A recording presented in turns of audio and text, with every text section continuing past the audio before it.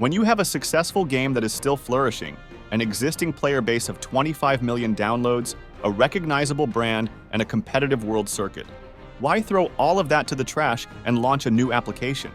Cygames deciding to stop all activities on Shadowverse and move on to a new game called Worlds Beyond might seem baffling at first. But when we think about it, there's a number of reasons for them to want a full reset of the game.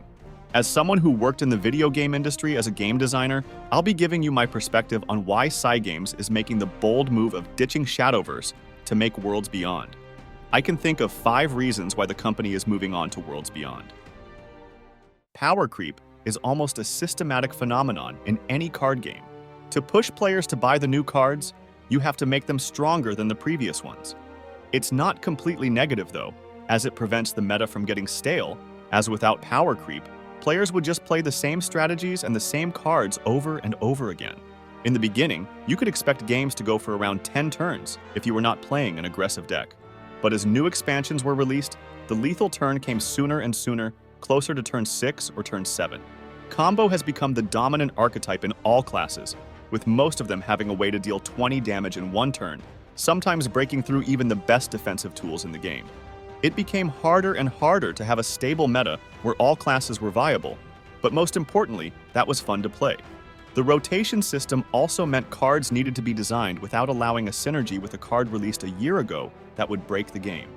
The unlimited format also got increasingly more difficult to balance, and nowadays, 4-turn games are the norm there. Worlds Beyond is an occasion to do a hard reset on Shadowverse's power creep.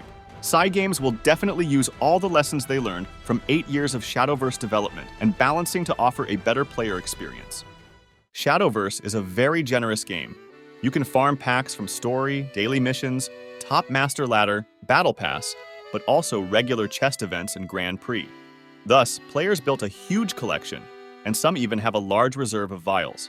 If players don't need to buy cards anymore, the only reason to spend money would be for things they cannot farm, such as leader skins. The Gauntlet mode being accessible only with premium currency at the beginning, or the Hatsune Miku leader skin being only available by getting very lucky or sparking after opening 400 packs, were clear signs Cygames were trying something new to get players to spend. Furthermore, the unwritten law in gacha games is that the company does not have the right to reduce rates on high-rarity characters or give less currency than before. Everything must be a positive change for the player to keep them invested. Telling your players they'll win less packs or golds by logging in would put the community against you and make you lose players very fast. But if it's on a new game, it's a different story.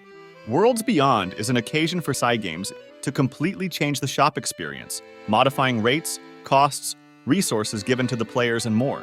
Will this be positive or negative for us? The future will tell. Rest assured, among gacha game companies, Cygames always had this reputation of being a generous one, with other titles like Grand Blue Fantasy or the Idolmaster Cinderella Girls, so they probably won't change this philosophy with Worlds Beyond. If you like this video so far, take a moment to leave a like. It really helps the channel.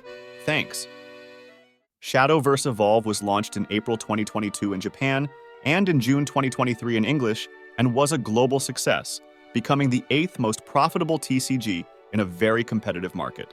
It attracted players from the Shadowverse mobile game, but also from other communities, discovering the IP for the first time. The problem is that these people would struggle moving to Shadowverse and facing the power creep, or building a collection from scratch. It can be quite demotivating to make a deck with a few packs, hit the ladder, and get destroyed by someone with complete decks and perfect knowledge on the game. Having a new game gives the players coming from Evolve a great entry in the IP. As everyone will start on the same footing, the experience should be similar from newcomers and veterans alike, and Worlds Beyond should be a much more welcoming place for them. Shadowverse was launched in June 2016, 8 years ago, and was developed with Unity. When your game engine version gets too old, it becomes harder and harder to maintain it. Starting from a fresh engine, or at least with a more recent version of Unity, would improve the workflow a lot. It becomes easier to have better performance, or get access to shaders and animation tools to make the game look better. The legacy code of Shadowverse was also possibly limiting the designers. Cool ideas and new mechanics can be very hard to implement if the code did not plan for some cases. The Hero Battle Game Mode event last month proved the team still has many ideas that they want to explore and want players to experience. Rumors said this wish to change the app was provoked by Unity's change of guidelines announced in 2023, taking a bigger share from creators' revenues. This is very unlikely to be the case, though, as the development for Worlds Beyond should have started at least 2 or 3 years before its announcement, way before the whole Unity drama happened. Regardless, this would be too late to change the engine at this point without massive delays. In the 2020s, following Meta's massive investments, investors around the world rode on this trend, and even video games companies were asked to work on metaverse projects. Whether you think the metaverse is the future or just a bad idea, companies have to answer to their investors' requests. In Worlds Beyond's trailer, you can see a hub where you can customize your avatar, meet people, and go on other activities such as fishing or playing mahjong. All of these are not activities you would expect from a mobile card game, and it just might be the manifestation of said metaverse. It's very hard to implement on an existing old project, as you have to make a complete overhaul of your social features and build the user interface for it, while not affecting the performance of the core of the application, the card game. A plausible theory is that Worlds Beyond was developed first for its metaverse, and secondly, for all the other reasons I mentioned. We don't know yet if we will absolutely need to interact with the hub, or if we'll be able to ignore it if we don't like it. I just pray we won't have to fish daily to get packs, or to play 1-hour-long games of mahjong to get exclusive skins, as this could become a huge time sink. So if you look at all aspects in the current state of Shadowverse, whether it's in game design, monetization, Shadowverse Evolve's success, developing complications, or even investors' expectations, it makes sense why all of those point in the same direction. Make a new game and have a fresh start. I think it's very cool that Worlds Beyond is not only Shadowverse 2, but looks like it's actively trying to propose something new, with new mechanics, new UI, new characters, and probably even more that we don't know about yet. Are you excited for Worlds Beyond release? Or are you still enjoying Shadowverse 1? Let me know in the comment section. I will keep on covering content on Worlds Beyond, so subscribe if you want to see more news, theories, and have guides when the game releases. Have a great day, everyone.